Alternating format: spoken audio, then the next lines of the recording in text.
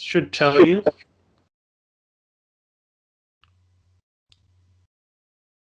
Mm-hmm.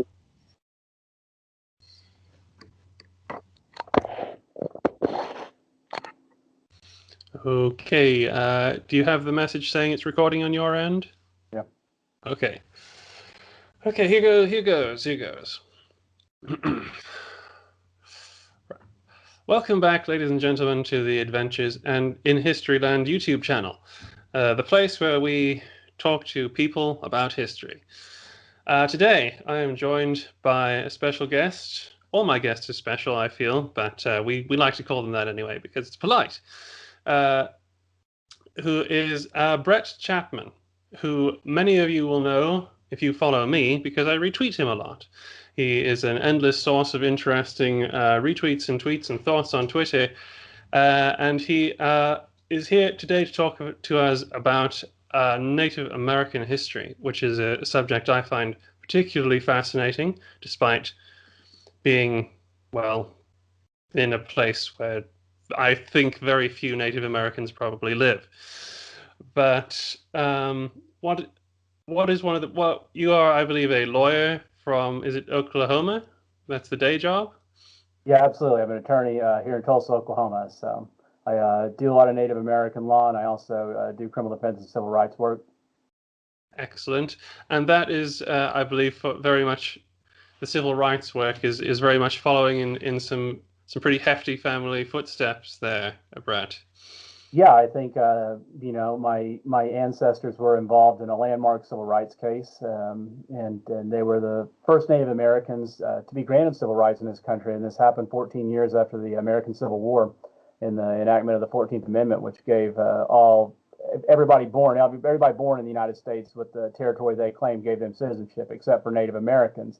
And I think today you have people that don't realize the reason that Native Americans didn't have American citizenship and civil rights at that time is because originally they are considered independent nations, and that explains the treaties that you have these governments like the United States, Great Britain making with Indian nations. And so my ancestors, unfortunately, what happened here is that colonial governments like the United States put the Native American nations like the Ponca Nation, they're under basically the dependency. And so the government controlled all aspects of these people's lives, and they had no petition of redress except to go to war. And so what happened to my ancestors was they had a treaty with the United States that was signed in 1858. And what happened here is that the U.S. government unilaterally ordered their forced removal from Nebraska, which is where they're indigenous to here to Oklahoma, where I am now. And so my ancestors resisted that because they had a copy of the treaty with them, and they did. They executed the removal anyway, forced removal. It killed about 300 of them, which is a full 30% of the Ponca Nation at the time. And so what happened is they fought back. One of Standing Bear, he just had enough of it after his kids died and just went, quote unquote, off the reservation and walked back home without the permission of the U.S. government. And so the president ordered him apprehended, and they did apprehend him when he was around Omaha, Nebraska. And so once they apprehended him, though, what he did was he walked into a federal courthouse with a petition, writ of habeas corpus in his hand, asking for his civil rights, and he won, against all odds. So, and they let him return to where he was originally from. Now they ultimately stole that part of the land too, anyways, 10 years later. But as such as the story goes.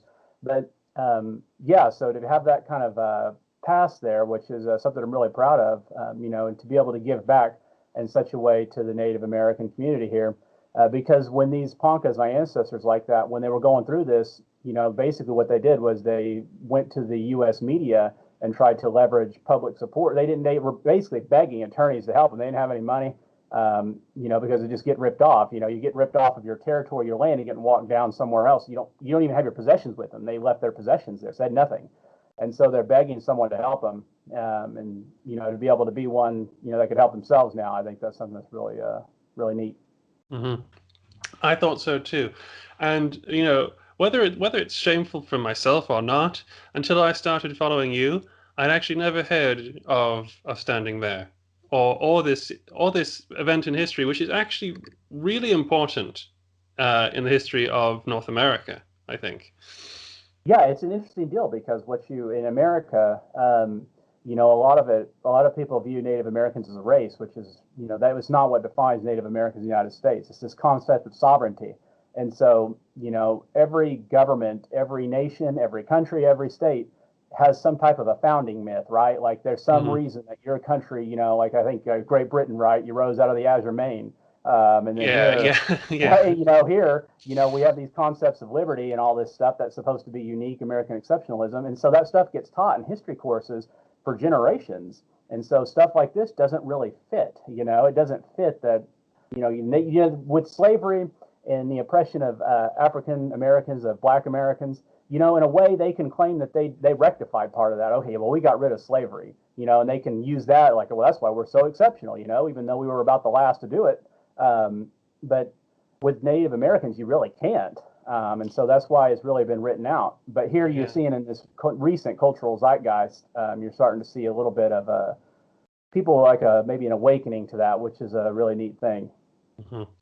Yeah, that's a good point, because you're saying it fits the emancipation of the slaves and the civil rights movement for African Americans definitely fits with the America that is presented to the world, basically. Right, and I think, and a part of that they write out is definitely the Jim Crow aspect of it. They kind of like, that's the part they'll skip over. They'll spend a lot of time on Civil War battles, and then after that, it's just like, okay, well then now it's World War I and World War II.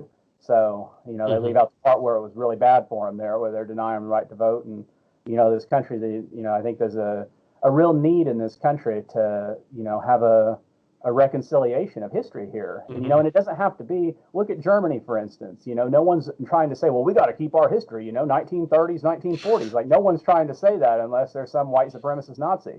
And even then, they've done it the right way. They can, in a way, reconcile part of that because they know it's bad, and that it's an atrocious thing. But here, no one will ever bring themselves to that because it just questions literally all the things this country is founded upon. Yeah, I think I remember the Lakota civil rights activist Russell Means saying that Native Americans, or at least his tribe, he felt were I think the words he used were America's shame or something like that, and it's nothing that people want to talk about because then you have to confront some truths that just don't fit with the. And I think what you see people do this is you'll see people, oh yeah, well yeah, the Native Americans were definitely done wrong. Oh yeah, we did them wrong. And that's just like, it's just such a cursory putting it off, like, because you're not really wanting to really delve into it, because when you delve into it, it's just like these atrocities with Black people that happened in this Jim Crow era. I mean, they were burning they burned their towns down. Anytime a Black person tried to get ahead, like here in Tulsa, Oklahoma, there was this community called Greenwood.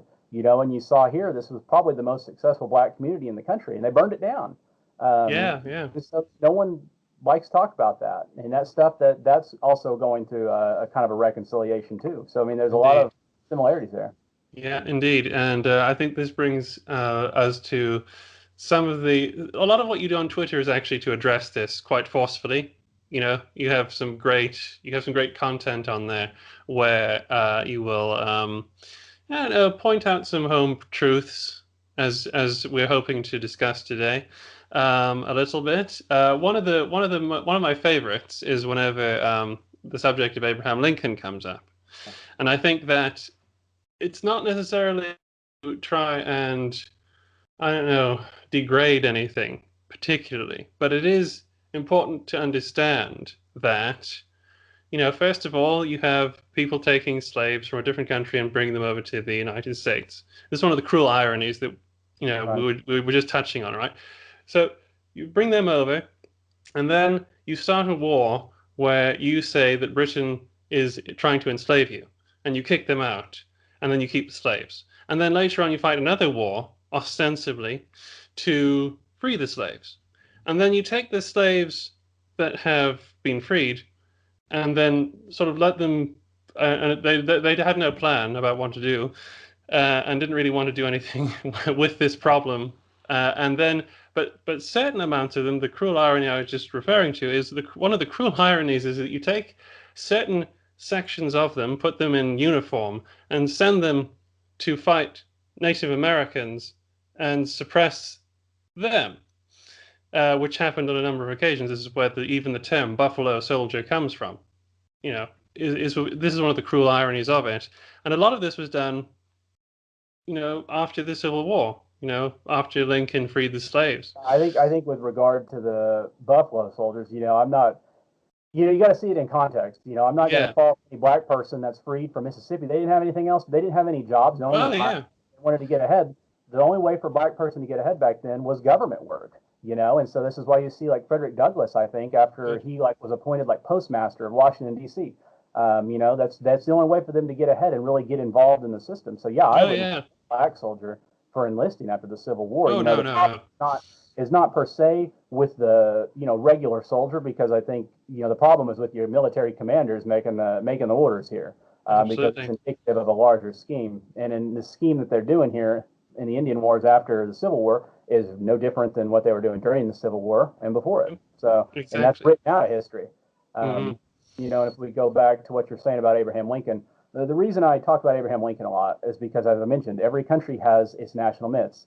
And so the national myth today that justifies why this country is exceptional and who we are, quote unquote, is what is multiculturalism. So this is why you see people talk about contributions to the state. Well, let's recognize this Native American. What did they contribute to us? They gave us corn and Thanksgiving. That's what they contributed to the.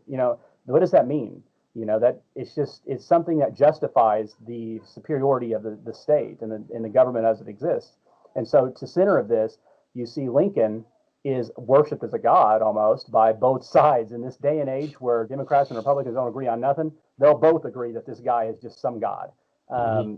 And they'll interpret him like he's Jesus Christ, his words. But the fact of the matter is, this guy was just a regular person. He was a man. And so, what you're looking at here is the Civil War to me was really, kind of a battle between seeing whether the continent would be dominated by slavery or by the dispossession of Native American territories systematically. One side won. One side supported one side supported the other, because you'll see what the abolitionists and the Republicans and Lincoln's people ran on was what was called free soil in the territories. They're wanting to give away Native American territory to individual white farmers that are from the North, whereas you had the people in the South wanting to make plantations and do whatever they would with them, but have large holdings for individuals to promote the perpetuation of slavery out here. And so people lose track of the fact, oh well, we defeated slavery. Okay, well they don't see what it cost, because Native Americans were definitely collateral damage in that, and it continued, it exacerbated, especially after that war. But even during that war, when I talk about Lincoln, when the South seceded, that gave his people huge majorities in Congress, and so they passed the Homestead Act, which led to this invasion, basically, of Native American territories. They passed the Pacific Railway Act, which what that did was it brought a railroad through the middle of a prime hunting territory for buffaloes and things of that nature, and it caused them to starve. And so you're seeing this stuff that's really destructive to people's lives, but you have Americans just worshiping this guy as some hero. Hmm. And he really wasn't. He's no different than Andrew Jackson, who some Americans, they're seeing that this guy, they call him that he committed genocide, so on and so forth. Well, what did Lincoln? He didn't really. He also ethnically cleansed the Free State Minnesota of Native Americans in 1862 for political purposes. Because he was worried about getting reelected during a war, so he didn't want to lose those people. So, there's a real, history. It is complex, but you'll see people kind of make it sound like it's not, and that's what you see with Lincoln and the Hmm. Civil War, because that does the Civil War. The reason that people talk about this so much today, like the Confederate States, is because it does define who this country is. Because you're seeing people push back on, equal rights and things of that nature, which is one thing. But when you can't erase Native Americans in that to Hmm. save some myth that was made. It's basically the Union Civil War myth from the North after that war. Yeah, because obviously, like you were saying, it's important not to necessarily blame soldiers who it's their job to do stuff, and especially recently freed or jobless African Americans who, like you say, the only thing they had would be government work. That includes the army. But a lot of generals in the Civil War who were heroes. They Oh, then right, went on. exactly. They went on to go and do some pretty nasty things Yeah, and that to Native statues all over the Americans. place. You've got Ulysses S. Grant and William Tecumseh Sherman have statues, right there in Manhattan, huge golden ones, both of them. They got them in Washington, D.C. No one talks about that. And, you see these guys, they were the worst of the worst in Indian wars. And basically what they're doing, they were perpetuating, this is how my ancestors come into this. But people like Ulysses S. Grant, they were perpetuating an autocracy over Native Americans. They were basically autocrats. It's the same as in Russia or Turkey or Iran. And this is what my ancestors were saying actually when they were going through this. Like, look, you're no different than Russia, and they were right. And so you're seeing these people that are lauded as some civil rights guru gods that were denying them. And so this had ramifications too, because it led to the dispossession of Native Americans systematically for the next 50 years, where we're left almost landless. And that has ramifications to this day as well. It's hard to get ahead when someone, land is wealth. And so it's hard to get ahead when someone's stealing all your wealth, your generational wealth, and leaving you with nothing. Yeah, and this idea of moving Native Americans on, taking their land, that Lincoln kind of what's the word, just continued with, is a policy that goes back, like you were saying, to Andrew Jackson, and with the beginning of with the Indian Removal Act, which dispossessed vast territories from Cherokees, Creeks, practically everybody in the southeastern United Basically States. Georgia, Mississippi, Alabama, Tennessee, all of that. Yeah, North yeah. Carolina. And it's pretty much it's the same policy. It's pretty much the same policy. It led to many wars when reasonably Native American nations said, well, no. Right, and as I mentioned, they don't have any redress. They didn't have some international court. They didn't have standing in United States courts. They couldn't just go and sue. There's an autocrat. It was the president of the United States. That was the only thing they could do. And they did. They tried diplomacy. They would go to the White House, they go to Washington D.C. And so, what we would call this today, when you're looking at history, that's a what is it, a casus belli or whatever. It's justified.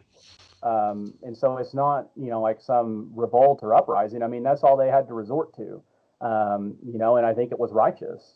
Yeah, I think it's absolutely the case because, and especially when you're talking about, I mean, back in Andrew Jackson's day, you had this thing where they separated tribes into various classifications.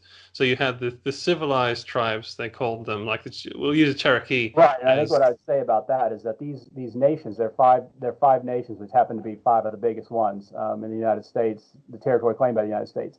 What you saw with them is they're fighting for their survival too, and what they did was, well, they're like, hey, well, what we're going to do is try to be like you, and that's why you see these five tribes are the five that were the slaveholders that they were basically emulating the white people down there. Like, hey, look, we're into Christianity too. We've got slaves. Like that's how they were trying to hold on to their land. They thought that that's what their course of action was, and it didn't work. But they tried it, and Yeah.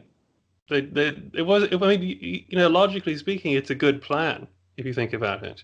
yeah, But except for the chattel slavery, I think that's oh you yeah, know I mean like the idea that we won't. Okay, because they're those people are dealing with the history that has come before them. Wars against the United States in its infancy and against European powers had not gone well, basically, historically speaking. So these nations must have basically come together and, well, on their own, and decided the other plan is to just try and fit in, and that way right. we'll get along. Yeah, But and it obviously, was definitely an existential crisis for all of them. And I think you have one. His name was Tecumseh, and this was what Americans call the War of 1812. But it was around that time, and he tried to actually make a confederation of all these Native American nations, including the Cherokees, the Creeks, and all these guys. And he was going to do that to stop American westward expansion. His allies was Great Britain, and so the downside is once that war was over, the British sold them out at the Treaty of Ghent, and that was the end of it because Native Americans had to have some type of foreign power like the British or the French to help check that. And I think the British were actually going to create what was called an Indian state. That's what part of the promises they made at Tecumseh. And it's just interesting to see how history would have worked if that would have happened. You do see in Canada, though. I mean, Britain did dispossess the Canadian yeah, First Nations. So this is true. This is true. Canada is another subject entirely because it's a very complicated discussion about what happened to the Native American tribes in that country. Some people say they got a better deal, and some people say, well, actually, it wasn't all that different in the end result after all. But what is completely true is that at the time Tecumseh decided to try and do his unifying work and try and resist the territorial encroachments of the United States, the ally was Britain. Britain was absolutely happy to create some sort of a buffer state that was Right. completely made up of Native Americans because that suited them to sort of keep the United States in some sort of check. It was a bargaining tool. They had always, to some degree, used Native American nations as a kind of a diplomatic tool to kind of lever policy in North America. Right. And it's interesting how the different European nations dealt with Native American nations, and as we've said before, the sort of the grading scale that you kind of get if you look at the sort of the wider history of it, because obviously down at the bottom you have the Spanish, and somewhere in the middle you have the British, and on a curving scale, obviously you have roughly the French. And the reason for this placement is roughly that the French and the British were primarily at that time concerned with trading things, and it's true the United States grew out of the British colonies, who obviously were more land hungry than the French. And this is why the French are at the top, because the French were primarily interested in fur. And they respected their autonomy, generally. Yes. Yes, Um, they had excellent diplomatic outlook towards the native tribes, and they actively trained officers to go out there, live with the allied tribes like the Wenedats and the Iroquois and things like that. Oh, actually, they hated the Iroquois, but different story.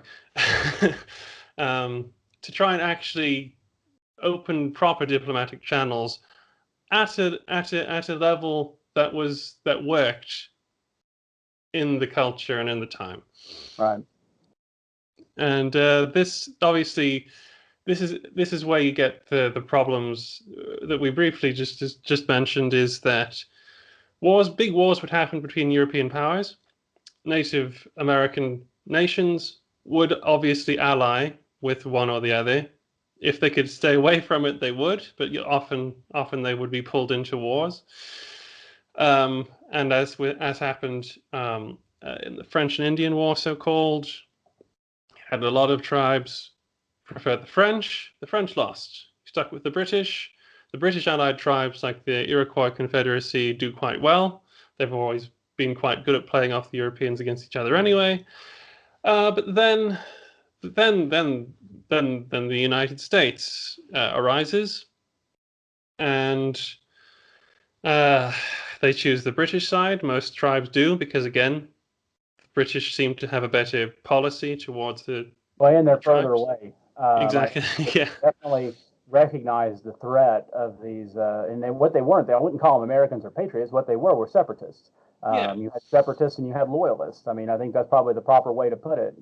Yeah. And so they saw that these separatists were definitely more land hungry. You had what was called the Proclamation of 1763. After that, what we call the French and Indian War over here, where the King George was actually wanting to protect Native American territories from these would-be future separatists, or kind of separatists that are kind of warming up to it. And so, yeah, I mean, I think in this, when you look at this, especially once the American Revolution comes around, here, it's kind of treated as this mystical thing or mythical thing where, all these concepts, wow, liberty and freedom didn't exist before us. Just like the abolition of slavery didn't exist before Abraham Lincoln. What you see is all these justifications for why these guys, did what they did. And what I always tell people is like, look, see what it was about. I think the American Revolution was probably one of the least justifiable revolts of all time. Why? Because what they're wanting is they're talking about taxes. And you're looking at these people, they're crying about taxes. Well, they own slaves, and they're stealing Native American territory. Is that justified? And so what you're seeing in this proclamation line is the people that are saying they try to make King George III into some like Adolf Hitler sounding tyrant, talking about how he's got the merciless Indian savages, sicking them on him. Yeah. They make him sound like this worst tyrant ever. And, when you look at it, you see one side's offering to free the slaves of the other and to protect the Native American territory of the other. I mean, which side would you pick? Which side sounds like the right side today? It seems pretty simple to me, but. Mm-hmm. It does. When you look at it, when you dig into it and you look at it from a different angle, that is definitely the side you get. I th This is the funny thing.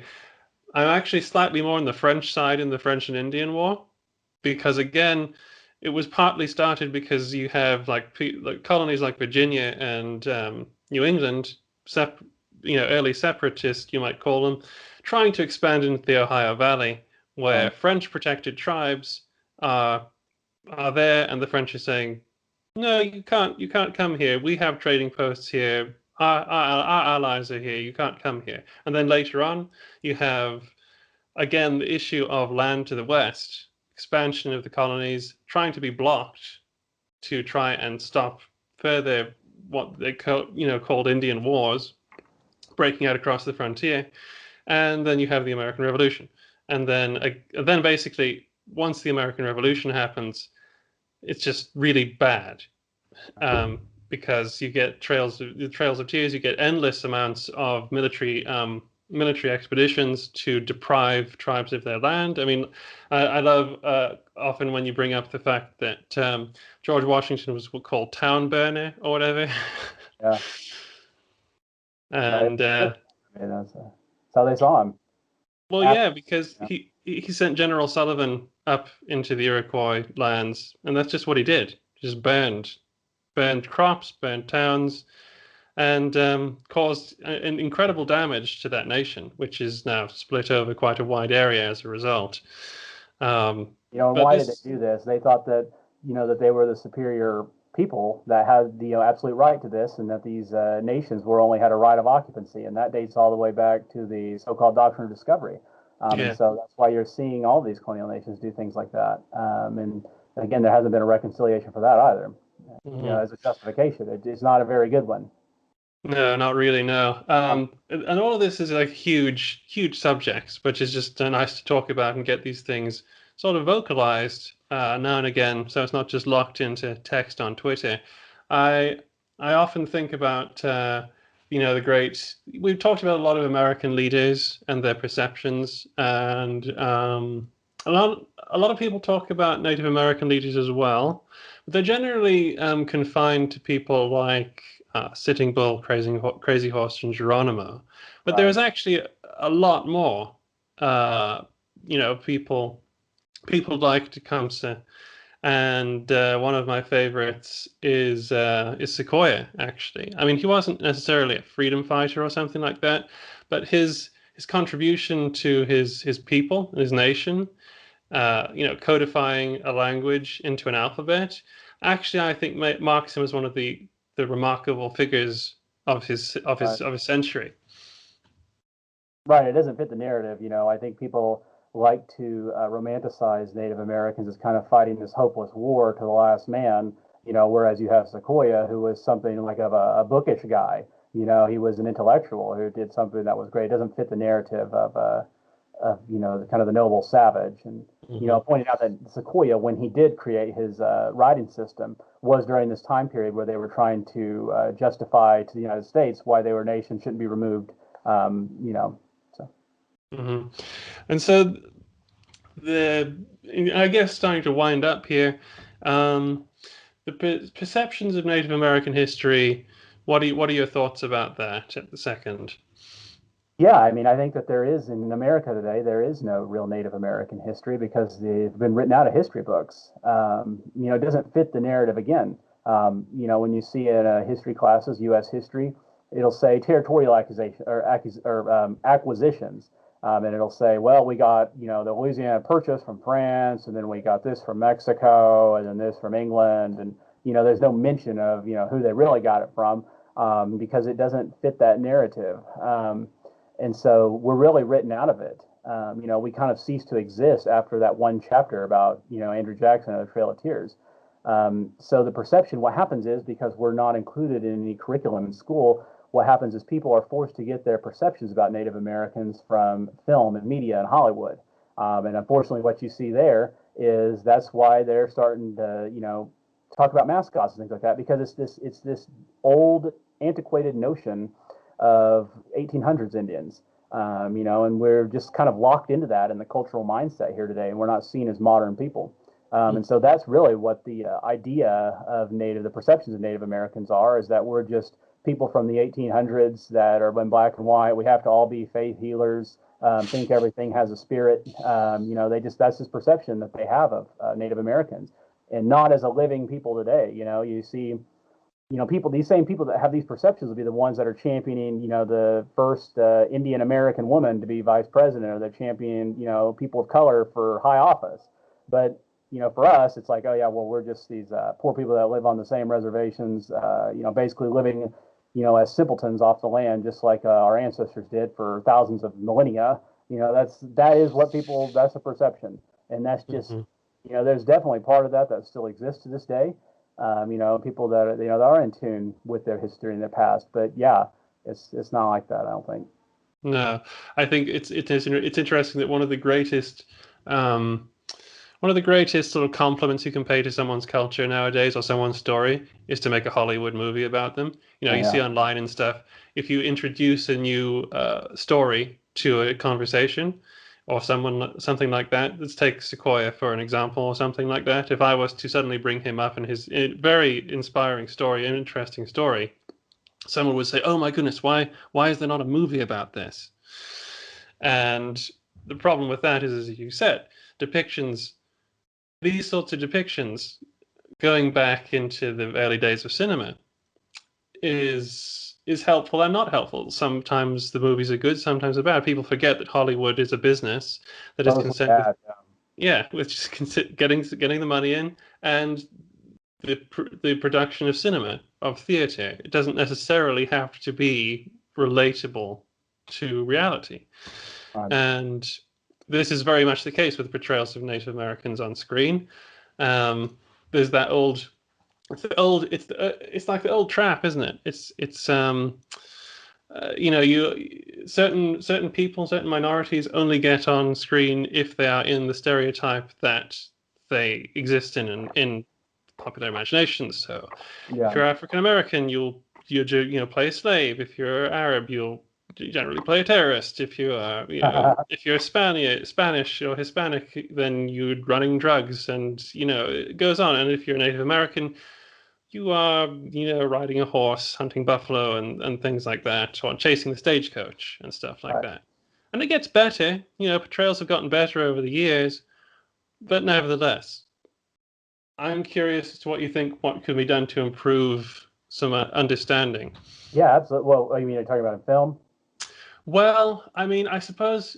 I guess across the board, the question of that is, I mean, if you're to improve understanding, I mean, you have to hire and include Native American voices on it. And talking about film, they need to, if they want to have a historically accurate one, they need to hire Native American people to work with them as advisors on the film, and then mainly they need to hire Native American screenwriters, and have Native American actors involved as well. That's really the best way to do it, and that also goes into like traditional media. If you're going to write a news story on Native Americans, why does the New York Times hire a Native American to be some national writer? They don't even have to write about Native Americans only, preferably not, because they don't want them to be kind of tokenized. But then they can also do, when they do write about Native Americans, they would bring a perspective that is accurate, as opposed to somebody that's not Native American. I think what, in my experience in talking to some of these people, is that they don't really know too much about it, and they don't know who to really call or how to say things, or they don't want to say things the wrong way, so on and so forth. So yeah, I think to get an accurate perception, I think that's really the ticket, because this is a representation is important. Mm-hmm. It is, yeah. And I mean, it's a much bigger subject than just popular media and things like that, to be honest. How generally people perceive things. But I think that it's fair to say the majority of people will form their perceptions because of popular media, and have done so. Right, absolutely. Yeah, I mean, that's just what happens. I mean, Yeah. it's when you kind of think in your own life, I mean, yeah, when you That's why, people in like the Middle East, any movie about the Middle East, it's always like the huge, like, the yellow filter out of control.